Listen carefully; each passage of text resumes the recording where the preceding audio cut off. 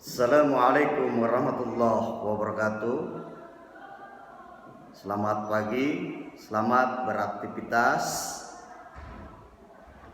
Islam adalah agama perdamaian.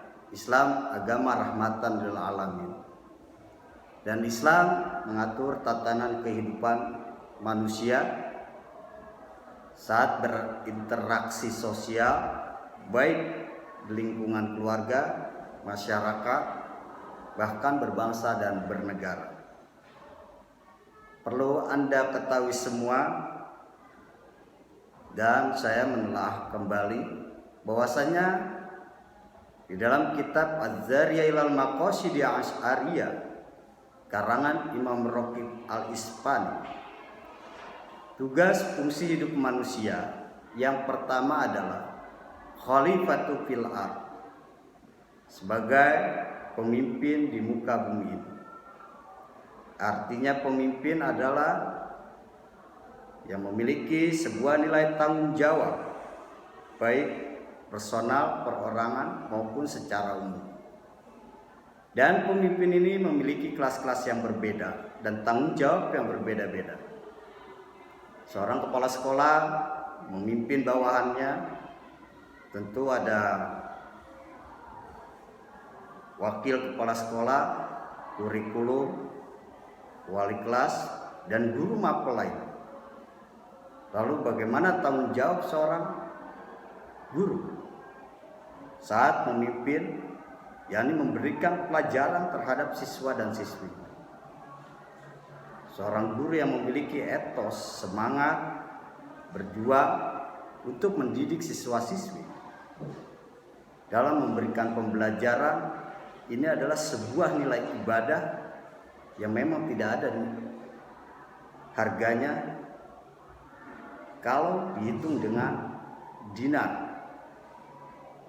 Lalu tipikal pemimpin apakah yang baik menurut Islam? Pemimpin yang baik menurut Islam tentunya pemimpin yang berlandaskan kepada nilai-nilai agama, yang tidak keluar dari koridor Al-Quran, hadis. Karena kita berada di Indonesia, maka sudah selayaknya dan sepatutnya, bahkan menjadi sebuah kewajiban kita sebagai seorang pemimpin untuk mentaati adanya undang-undang dan Pancasila sebagai ideologi atau asas bernegara. Satu, sebagai khalifatul fil ard, pemimpin di muka bumi. Yang kedua, tugas fungsi hidup manusia adalah memakmurkan isi bumi ini. Allah menciptakan manusia dengan beragam karakter, budaya, suku. Ketika Allah menciptakan kita, tujuannya tidak membuat kegaduhan, kerusakan, penistaan, tembak-tembakan, pembunuhan, pemerkosaan. Maka damailah di muka bumi Allah Subhanahu wa ta'ala. Lahirkan dalam diri kita rasa cinta kita terhadap sesama manusia. Tidak memandang bulu, tidak memandang status sosial, pangkat, harta, dan jabatan. Semua rata di hadapan Allah. Ingat, yang Allah nilai bukan seberapa banyak harta yang kita miliki, bukan seberapa intelektual, kedudukan, atau titel yang kita punya, tapi yang Allah nilai, yaitu rasa takwa kita di hadapan Allah, dan bagaimana kita bisa memanusiakan orang lain sebagai hablum minan nas, yaitu berinteraksi sosial, berkomunikasi. Dan ingat, kullukum ra'in wa kullukum mas'ulun an ra'iyati. Semua kita adalah pemimpin, dan semua kita akan diminta pertanggungjawabkan oleh Allah Subhanahu wa ta'ala nanti di hari kiamat.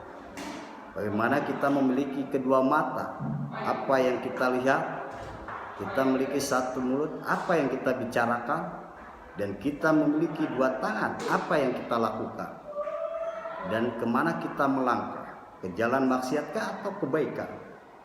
Lalu fungsi yang ketiga di dalam kitab Az-Zariyah ilal Maqasid Asy'ariyah, yaitu Tugas fungsi hidup manusia adalah beribadah kepada Allah Subhanahu wa taala.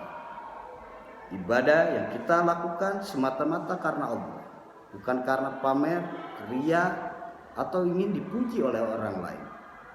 Maka qalbun, hati yang baik, ibadah akan terasa ikhlas untuk menjalankan. Ingat, ibadah yang dilakukan oleh seseorang akan menjadi sebuah patokan untuk masuk tiketnya surganya Allah Subhanahu wa taala. Ibadah tidak mesti harus sholat 5 waktu. Ibadah banyak. Contoh sederhana, ketika di jalan kita melihat paku atau peniti atau jarum. Lalu paku itu, jarum itu kita pindahkan ke tong sampah.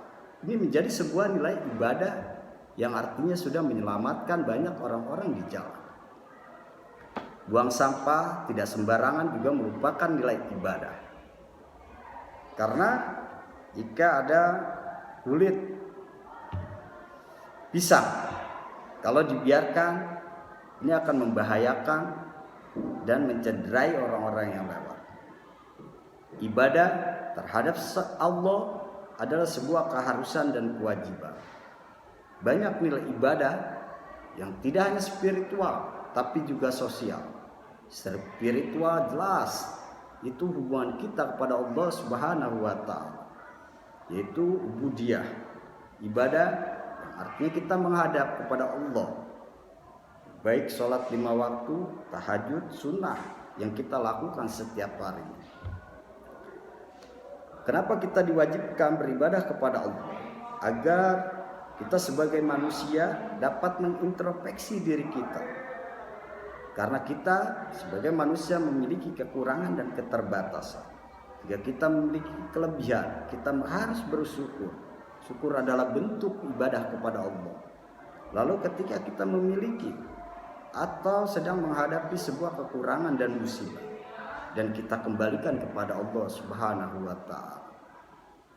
Ibadah makhluk dan ghair makhluk ini sangat yang harus kita jalankan dalam kehidupan sehari-hari. Memberi sedekah, santunan, dan mengadakan sumbangan adalah sebuah nilai ibadah. Walaupun nilainya tidak besar, tapi memberikan efek yang sangat berarti untuk orang-orang yang membutuhkan bantuan atau uluran tangan kita semua. Maka ibadah kita yang harus kita pertajam, sejauh mana bentuk ibadah kita akan melahirkan sebuah nilai-nilai atau norma-norma kehidupan di tengah masyarakat yang membangun sebuah kenegaraan atau bangsa menjadi lebih baik, makmur, sejahtera, sentosa, aman. Dan tentunya dengan ibadah kita berharap agar Allah selalu meridhoi apa yang kita telah jalankan. Mungkin itu saja fungsi 3 hidup manusia di dalam kitab Az-Zariyah ilal Maqasyidi Asy'ariyah yang dapat saya sampaikan, kurangnya mohon maaf. Wallahu muwaffiq ila aqwamit thoriq. Wassalamualaikum warahmatullahi wabarakatuh.